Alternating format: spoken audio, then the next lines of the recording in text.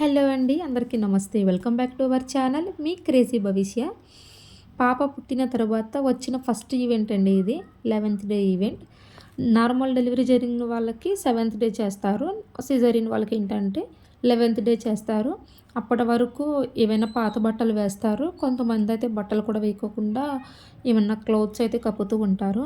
So, మనం 9 months wait చేసి ఎప్పుడెప్పుడు పుడుతుందా పాప అయితే పాప, బాబు అయితే బాబు ఎప్పుడు పుడతారా అని ఎదురు చూస్తూ ఉండి, అలాంటి రోజు రానే వచ్చి మన కళ్ళ ముందు చూసిన బేబీ మనకి ఎంత హ్యాపీనెస్‌ని ఇస్తుందో కదా! సో, ఇన్ని రోజులు ఇలా చూసి సడెన్‌గా తనకి స్నానం చేపించి అందంగా రెడీ చేస్తే ఇంకెంత ఆనందంగా ఉంటుందో కదా! మేబీ అందరికీ ఇదే ఫీలింగ్ ఉంటుందేమో.